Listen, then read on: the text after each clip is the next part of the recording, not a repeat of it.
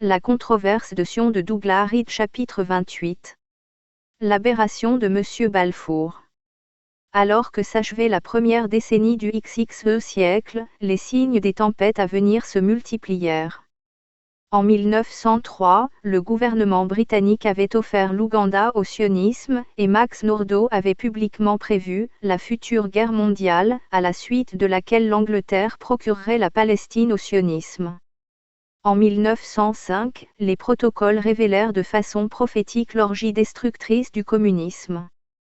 Puis en 1906, un certain monsieur Arthur James Balfour, Premier ministre de l'Angleterre, rencontra le docteur Weizmann dans une chambre d'hôtel, et fut captivé par la notion d'offrir la Palestine, qui ne lui appartenait pas, aux Juifs. La forme que prendrait la future guerre mondiale fut alors décidée. Monsieur Balfour montait la garde autour du nouveau siècle et cédait le passage.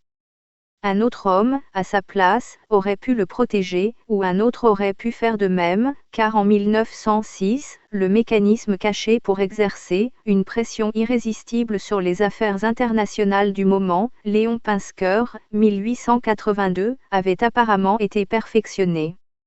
Le rabbin Elmer Berger dit de cette époque: ce groupe de juifs qui s'était engagé dans le sionisme entra dans une sorte de diplomatie ambulante qui le mena dans de nombreuses chancelleries et parlements, explorant les voies labyrinthiques et détournées de la politique internationale dans une partie du monde où l'intrigue politique et les accords secrets étaient synonymes. Les juifs commencèrent à jouer le jeu de la politique pratique. L'ère des administrateurs, malléables et des élus dictateurs, dociles, tout poursuivant le grand plan, commençait. Par conséquent, un autre politicien, s'il avait été à la place de M. Balfour à ce moment-là, aurait pu agir de la même façon. Cependant, son nom est attaché au méfait initial. Ses actions sont presque inexplicables pour un homme de cette naissance, éducation, et de ce genre. Les recherches ne peuvent découvrir la preuve d'une motivation autre que l'engouement, du genre, libéral, pour une entreprise qu'il n'examina même pas à la lumière du devoir et de la sagesse. Les considérations, dures, de la politique pratique, c'est-à-dire, le calcul froid que l'on pourrait obtenir de l'argent ou des votes en soutenant le sionisme, peuvent difficilement être soupçonnés en lui. Ses collègues et lui appartenaient aux familles les plus vieilles d'Angleterre, qui perpétuaient une longue tradition de service public. La diplomatie était dans leur sang, la compréhension du gouvernement et la connaissance des affaires étrangères leur étaient instinctives, ils représentaient la classe dirigeante la plus couronnée de succès que l'histoire ait rapportée, et ils étaient riches. Pourquoi, alors, l'instinct, la tradition et la sagesse les abandonnèrent-ils soudainement sur cette question, au moment où leur parti conservateur, sous son ancienne forme, gouvernait pour la dernière fois l'Angleterre, et où leur famille dirigeait toujours les fortunes du pays venu des grandes maisons de Piccadilly et de Mayfair, et des abbayes de campagne? Furent-ils été alarmés par la menace qu'on exciterait, la foule, contre eux s'ils ne se soumettaient pas? Ils se rendirent compte que la naissance et le privilège seuls ne pourraient continuer à donner la qualification aux fonctions directrices. Le monde avait beaucoup changé au siècle précédent, et ils savaient que ce processus continuerait. Dans la tradition britannique, ils travaillaient à assurer la continuité, ininterrompue par la violence et apaisée par la conciliation. Ils étaient trop sages pour résister au changement, leur objectif était de guider le changement. Peut-être à cet égard furent-ils trop avides de serrer la main au progrès, quand il frappa à la porte, sans examiner les lettres de créance des émissaires. M. Balfour, leur leader, était un célibataire, grand, distant et érudit, impassible et pessimiste, il était d'apparence glaciale, mais ses intimes affirmaient qu'il avait le cœur tendre. Sa liaison amoureuse d'un certain âge avec le sionisme pourrait être le symptôme d'un célibat involontaire. Jeune homme, il différa sa demande à sa bien-aimée, jusqu'à ce qu'elle se fiance avec un autre. Avant leur mariage, son amoureux mourut, et, alors que M. Balfour était sur le point de rattraper son retard précédent, elle mourut. Il se résolut alors à rester célibataire. Les femmes ne sont peut-être pas bons juges d'un célibataire distingué qui porte son cœur brisé comme un livre ouvert, mais nombre de commentaires contemporains le concernant viennent de femmes, et je cite les avis de deux des femmes les plus belles à cette époque. Consuelo Vanderbilt, une américaine, plus tard duchesse de Marlborough, a écrit « Les avis qu'il exprimait et les doctrines qu'il défendait semblaient être les produits de la pure logique, il était doué d'une largeur de compréhension que je n'ai jamais vu égalée, et Lady Cynthia Esquith dit, quant au fait d'être exempte d'indignation morale, je l'ai souvent vu blanc de colère, n'importe quelle injustice personnelle le mettait en colère. » Les mots mis en italique ne pourraient donner une image plus entièrement fausse de M. Balfour, si le résultat de ses actions constitue un test. S'il est un processus de pensée qui ne peut pas l'avoir guidé, en engageant son pays envers le sionisme, c'est bien la logique, car aucun bien logique ne pouvait en sortir, pour aucune des parties concernées, son propre pays, les habitants natifs de la Palestine, ou, à mon avis, les populations juives, qui n'avaient pas l'intention d'aller là-bas. Quant à l'injustice, à moins que Lady Cynthia n'ait eu l'intention de faire la distinction entre l'injustice personnelle et l'injustice de masse, le million d'êtres innocents qui ont aujourd'hui été conduits dans le désert d'Arabie, à la façon du bouc émissaire lévitique, offre une réponse évidente. Quoi qu'il en soit, le voilà donc, Premier ministre de l'Angleterre, ayant succédé au « cher oncle Robert », Lord Salisbury, de la grande maison de Cécile, en 1902. Il est clair qu'à cet instant, il n'a pu concevoir, à partir de rien, la notion de donner l'Ouganda aux sionistes, de sorte que une pression irrésistible devait être à l'œuvre avant qu'il n'entre en fonction. Ce qui se passa au cours de cette période précédente est un mystère total, ou, en vérité, une conspiration, l'intrigue labyrinthique. Quand il devint Premier ministre, la mine avait déjà été posée, et à la fin de ses jours, M. Balfour ne se rendit apparemment jamais compte qu'il était la mine dont tous sont aujourd'hui conscients. Le docteur Herzl, désespérant du tsar, du kaiser et du sultan, les trois potentats avaient été aimables, mais prudents et évasifs, ils savaient, ce que M. Balfour n'a appris jamais, que le sionisme était de la dynamite, avait déclaré, l'Angleterre, la Grande Angleterre, l'Angleterre libre, l'Angleterre commandant les mers, comprendra nos buts, le lecteur percevra dans quel but, selon cette vision, 15. À cet égard, les successeurs des tsars étaient exactement du même avis. Lénine écrivait en 1903, « Cette idée sioniste est entièrement fausse et réactionnaire en essence. L'idée d'une nation juive séparée, qui est totalement intenable scientifiquement, est réactionnaire dans ses implications politiques. La question juive est, assimilation ou séparation. Et l'idée d'un peuple juif est manifestement réactionnaire. » Et en 1913, Staline réaffirmait ses propos. Le destin des Juifs, dit-il, était l'assimilation, dans un monde communiste, évidemment, selon son avis, l'Angleterre était devenue grande, libre et commandait les mers. Quand l'offre de l'Ouganda montra à la direction talmudique en Russie que le docteur Herzl avait tort de penser que l'Angleterre comprendrait leurs besoins, le docteur Weizmann fut envoyé à Londres. Il se préparait à renverser le docteur Herzl, et il devient maintenant notre témoin principal des événements cachés de cette période. Un jeune Anglais, porteur de quelques requêtes modestes, aurait grand-peine, même aujourd'hui, à pénétrer les défenses du portier et du secrétariat du salon privé d'un membre du Conseil des ministres. Le jeune docteur Weizmann de Russie, qui voulait la Palestine, fut rapidement conduit dans celui de Lord Percy, responsable des affaires africaines. Lord Percy était un autre sion d'une grande famille dirigeante avec une tradition antique de service public et de sage administration. Selon le docteur Weizmann, il exprima un étonnement sans borne face au fait que les Juifs puissent considérer avec intérêt la proposition de l'Ouganda, qu'il considérait comme peu pratique d'une part, et comme un déni de la religion juive d'autre part. Lui-même profondément religieux, il fut abasourdi à la pensée que les Juifs puissent ne serait-ce que considérer l'idée d'un autre pays que la Palestine comme centre de leur renouveau, et il fut enchanté d'apprendre par moi qu'il y avait eu autant de Juifs qui avaient refusé catégoriquement.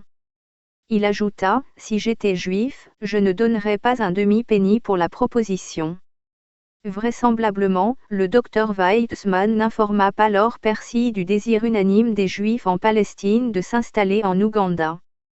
Ce qu'il avait entendu, si son récit est correct, était pratiquement une invitation à se débarrasser du docteur Herzl et une promesse de soutenir la revendication de la Palestine. Il s'en alla préparer la déconfiture du docteur Herzl. Il ne partit pas les mains vides. Probablement, durant les 50 ans qui se sont écoulés, les ministres britanniques ont-ils appris que le papier à lettres officielles devait être gardé à l'endroit où seuls ceux qui y sont autorisés pourraient l'utiliser. En quittant le salon de Lord Percy, le docteur Weizmann prit du papier à lettres du ministère des Affaires étrangères et y écrivit un compte-rendu de la conversation, qu'il envoya en Russie, où, sous les Romanov comme sous les tsars communistes, on ne laisse pas traîner la papeterie du gouvernement. En Russie, ce document, écrit sur le papier officiel du ministère des Affaires étrangères, dut réveiller des sentiments apparentés à ceux qu'une icône sainte provoquerait chez un moujik. Cela signifiait clairement que le gouvernement britannique n'avait plus besoin du docteur Herzl et procurerait la Palestine aux sionistes de Russie. Lord Percy, selon l'idiome actuel, avait activé quelque chose. Tout le reste suivit comme si c'était arrangé par des dieux grecs, le triomphe des sionistes de Russie sur le docteur Herzl, sa ruine et sa mort, le rejet de l'offre de l'Ouganda. Puis, le docteur Weizmann se rendit en Angleterre, le pays qui semblait susceptible de montrer une sympathie véritable à un mouvement comme le nôtre, et où il pourrait vivre et travailler en toute liberté, au moins théoriquement. N'importe quelle compilation de litotes classiques pourrait inclure ce passage en premier lieu. Le docteur Weizmann choisit Manchester comme résidence. Il dit, par hasard, mais la crédulité rechigne. Manchester détenait l'électorat de M. Balfour. Manchester était le quartier général sioniste en Angleterre. Le président du parti de M. Balfour à Manchester était un sioniste. Aujourd'hui, le parti conservateur britannique est toujours empêtré dans ses raies. Le drame grec continua. La fonction de Premier ministre de M. Balfour aboutit à un fiasco pour son parti. Lorsqu'aux élections de 1906, il perdit 8 sièges sur 9 à Manchester. Il déclina alors temporairement dans sa fonction. À ce moment, un autre personnage apparut dans le présent récit. Parmi les candidats libéraux triomphants, se trouvait un jeune homme plein d'avenir au nez fin pour sentir la direction du vent en politique, un certain monsieur Winston Churchill. Il cherchait aussi à être élu à Manchester, et s'imposa au quartier général sioniste là-bas, d'abord en attaquant les projets de lois étrangères du gouvernement Balfour, qui mettaient un frein à l'immigration à grande échelle venant d'endroits tels que la Russie, et ensuite en soutenant le sionisme. Là-dessus, les Juifs de Manchester se s'alignèrent promptement derrière lui comme s'il était une sorte de Moïse moderne. Un de leurs leaders se leva lors d'une réunion entièrement juive, et annonça que tout Juif qui vote contre Churchill est un traître à la cause commune, M. R.C. Taylor. M. Churchill, une fois élu, devint sous-secrétaire aux colonies. Son adhésion publique au sionisme fut un simple épisode significatif à ce moment-là. 3 décennies plus tard, après la mort de M. Balfour, elle devait avoir des conséquences aussi fatidiques que la propre aberration de M. Balfour. Pour revenir à M. Balfour, ses pensées intimes concernaient beaucoup le sionisme.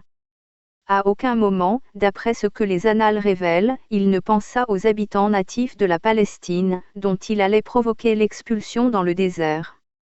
Par coïncidence, l'élection tournait autour de la question du traitement prétendument cruel de quelques humbles êtres éloignés. C'est un exemple de la méthode propre à exciter les passions de la foule, recommandée par le docteur Herzl et les protocoles.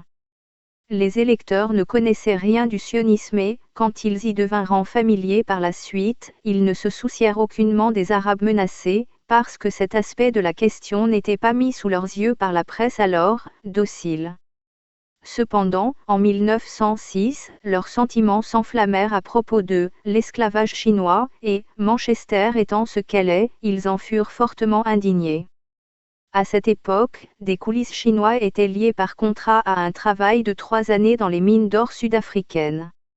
Ceux qui étaient choisis s'estimaient heureux, mais pour les buts électoraux propres à inciter à la révolte, à Manchester, c'était l'esclavage, et la bataille fut menée et gagnée sur ce point.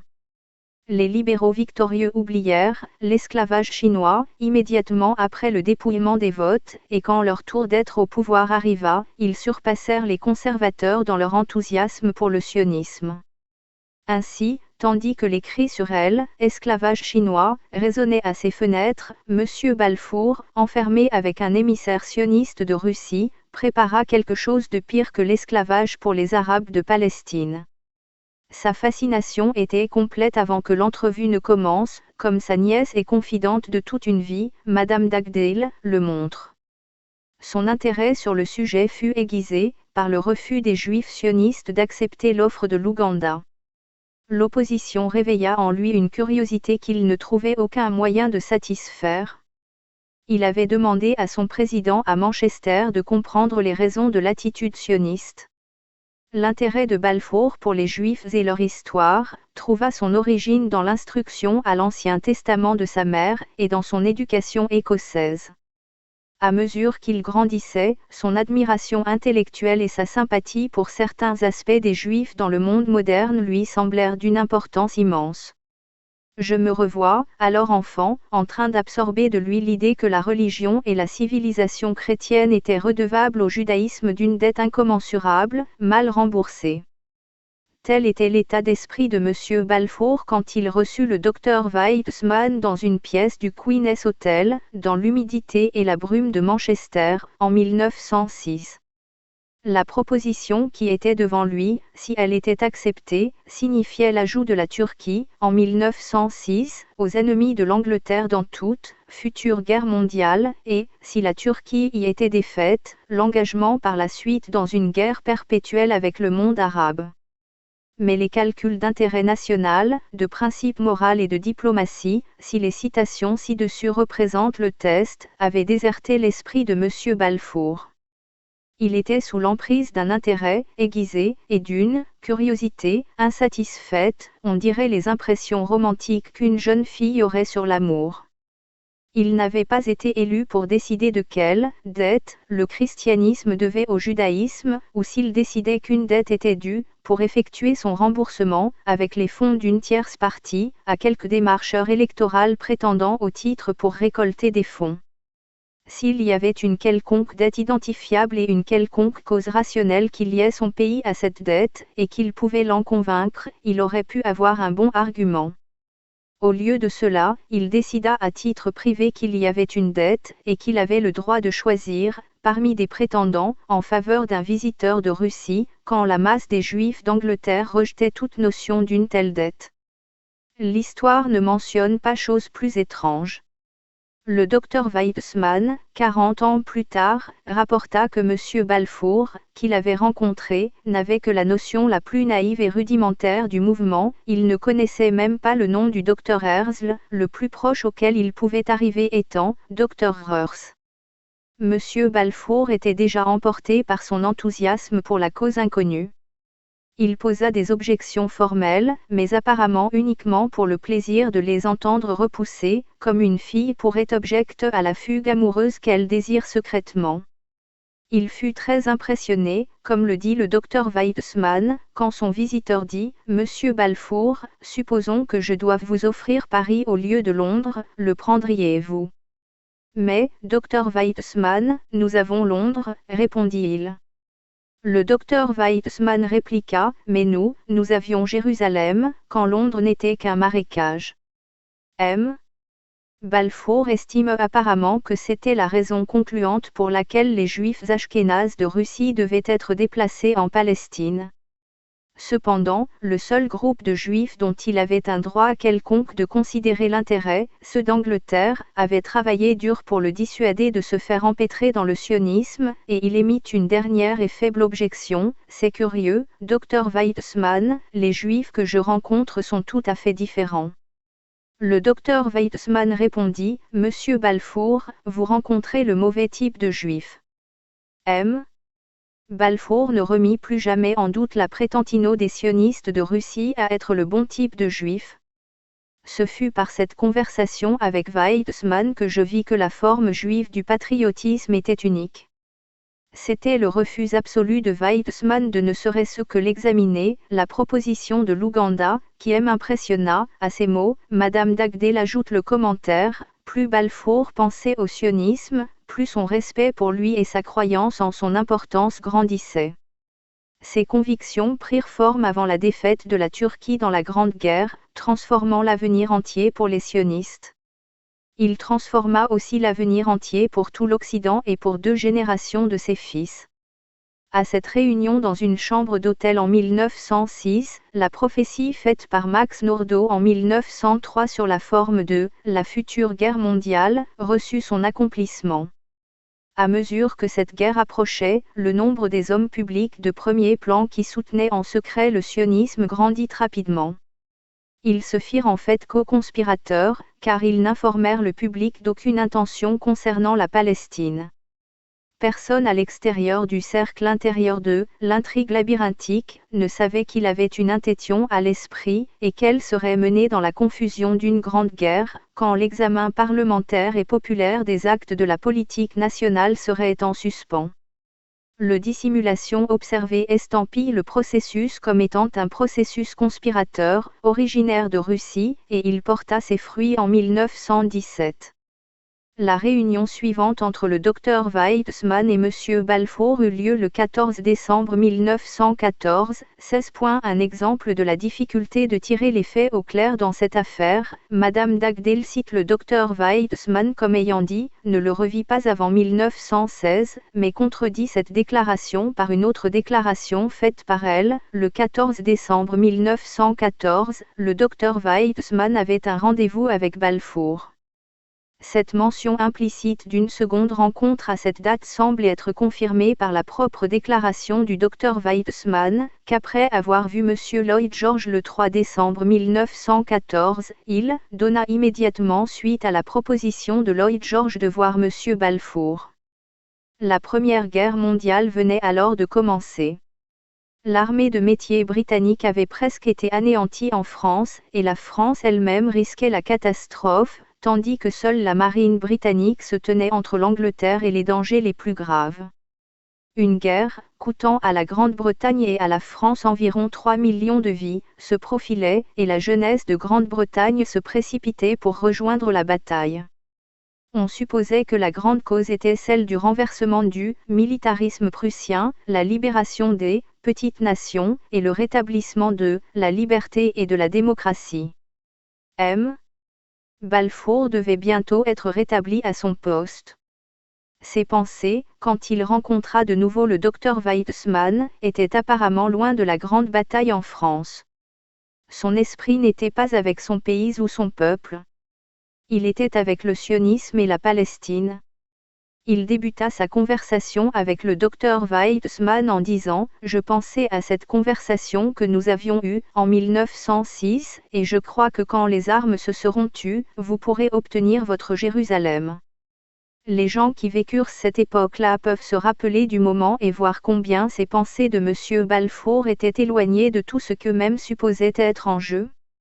En la personne de M. Balfour, le prophète Moncré apparut, mais cette fois armé du pouvoir de former le destin des nations. Évidemment, la pression irrésistible, dans les coulisses avait acquis un grand pouvoir et était déjà des plus efficaces en 1914. À ce moment-là, les Américains étaient également empêtrés dans cette toile de l'intrigue labyrinthique, cachée à la vue générale, bien qu'ils ne la soupçonnassent pas. Ils craignaient les enchevêtrements avec l'étranger, ils voulaient rester hors de la guerre et avaient un président qui promettait de les y maintenir éloignés. En fait, ils étaient quasiment dedans, car à ce moment-là, une pression irrésistible travaillait aussi efficacement à Washington qu'à Londres.